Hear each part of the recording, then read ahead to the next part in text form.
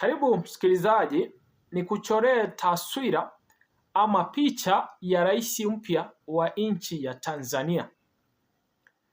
Msikilizaji, kuna rais ambaye atakuja nchini Tanzania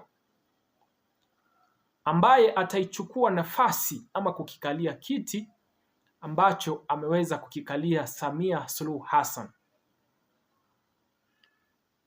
Kisha rais huyo msikilizaji atakuwa ni Mkristo na ataongoza nchi ya Tanzania kwa ubora ama kwa mfano wa Magufuli. Kulingana na Prophet Tito Limo ambaye ametoa ubashiri huu msikilizaji, amesema kwamba ameona bendera ya nchi ya Tanzania ikishushwa nusu mlingoti. Kwa maana hiyo msikilizaji, kutakuwa na kifo cha kitaifa ama state funeral. Kwa sababu mara nyingi bendera inavyoshushwa nusu mlingoti, ina maana kuna mtu maarufu ama kiongozi wa taifa ambaye ameweza kutangulia. Ndio basi unashuhudia kwamba kunakuwa na bendera zimewekwa nusu mlingoti. Basi kulingana na utabiri huu amesema kwamba ameona bendera ikienda nusu mlingoti, kwa maana hiyo kutakuwa na kifo cha kitaifa nchini Tanzania. Akasema kwamba kuna mtu ambaye Mungu amembariki ambaye atakalia ile kiti Samia anakalia.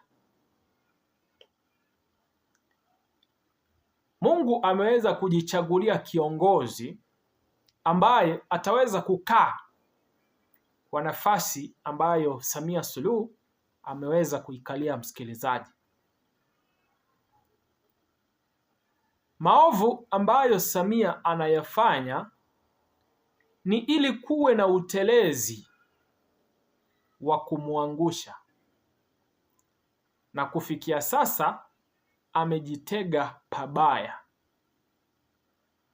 Yaani msikilizaji, yale maovu ambayo sasa hivi tunayashuhudia katika serikali ya Tanzania ama ya Samia Suluhu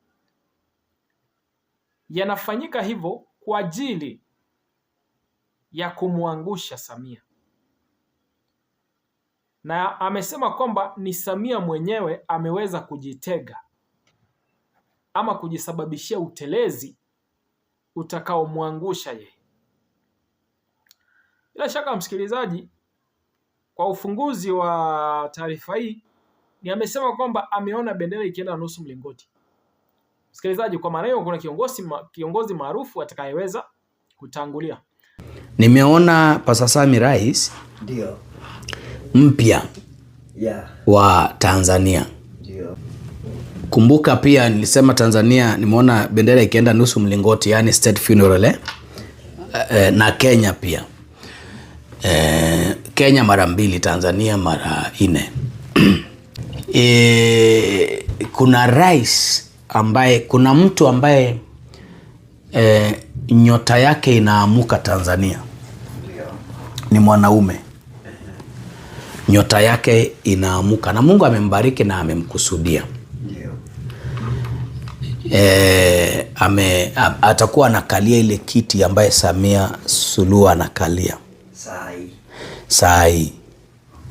So huyu rais mimi nimempenda kama nabii. Sababu niliuliza Mungu kwa nini anamleta huyu na kuna huyu mwanamke. Unajua Tanzania tumekuwa tukishuhudia kitu fulani ni kama kubadilishana. Unakuta Muislamu akitawala, Muislamu akitoka wanaweka Mkristo. Mkristo akitawala, huyo Mkristo akitoka wanaweka Muislamu. Huyo Muislamu akitoka wanaweka Mkristo. Unaona Magufuli alikuwa Mkristo. Alipotoka Samia akaingia. Okay, Tanzania sasa hivi wanaweza kuwa wamefuata utaratibu yao vile walikuwa wameweka. Lakini Mungu akaniambia niwaambie utaratibu yao sio ya Mungu. ni tofauti. Ni tofauti. Mambo ambaye Samia amefanya makosa mingi sana. Ni ili kuwe na utelezi. Ni ili kuwe na utelezi. Na ile ni utelezi original. Na kwa sababu hiyo kutakuwa na rais mpya. Ina maana ikiwa rais mpya atakuwa anakuja, basi Samia hatokuwa. Na kama kutakuwa na kifo cha kitaifa, bila shaka basi kitashuhudiwa cha Samia. Kwa sababu kutakuwa na rais mpya. Rais mpya atakuwa ni mtu wa umri wa makamo ambaye hajamzidi Samia miaka. Ni kipengele kinachofuata msikilizaji ninakizungumzia kwa sababu kimesema hivi: rais huyu atakayekuja sio mzee, ni mtu wa umri wa makamo, ni mtu asiyemzidi Samia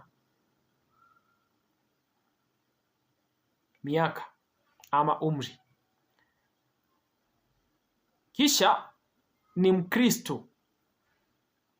Msikilizaji, kwa mara mingi pia tumeweza kushuhudia nchi ya Tanzania ikibadilisha viongozi, kwa maana kutakuwa na kiongozi Muislamu, baadaye akaja Mkristo, hivyo hivyo kama alivyokuwa Mkristo Magufuli, sasa hivi Samia akaja Muislamu.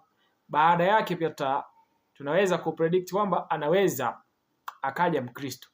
Lakini msikilizaji, mimi nikiangalia ubashiri wa nabii huyu na yale mambo ambayo ameweza kuyazungumzia hapa, msikilizaji, bila shaka mimi naona picha ya Bwana Emmanuel Nchimbi kama rais atakayeiongoza Tanzania baada ya Samia. Kwa sababu gani msikilizaji? Kwa sababu kwa ubashiri wake amesema kwamba ameona bendera ikienda nusu mlingoti. Cha kwanza hicho. Kwa maana kutakuwa na kifo cha kitaifa.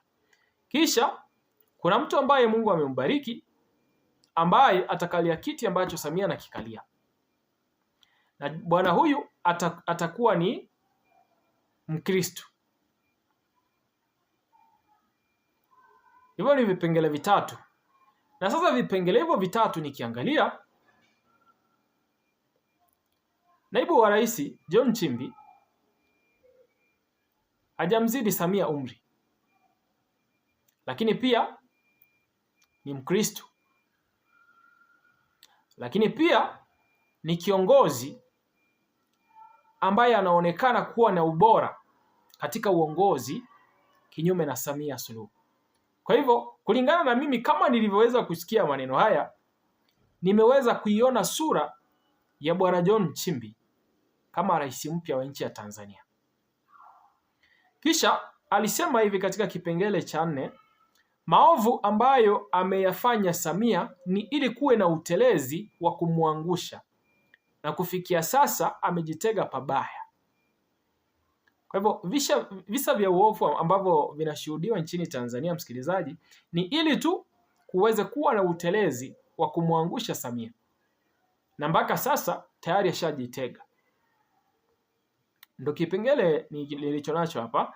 Lakini cha 5 kinasema kwamba hatia ya umwagaji wa damu kwa kutoa amri utamponza. Maana msikilizaji, ikiwa Samia ametoa amri ya kwamba Watanzania wakauawe,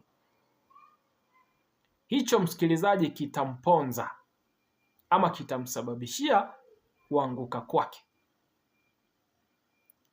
Kisha akasema kwamba Watanzania watamshukuru sana Mungu kwa kumpata huyu rais mpya, kwa sababu ataibadilisha Tanzania, na Tanzania itakuwa chini ya uongozi mwema sana, kinyume na ilivyo sasa.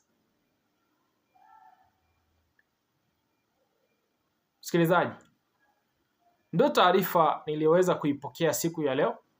Hebu achia maoni yako kwenye comment section, lakini pia endelea kutufuatilieni zaidi ama kutia subscription kwenye kituo hichi, ili tuweze kuendelea kupatana na kuendelea kufahamishana kuhusu yale ambayo yameweza kutendeka.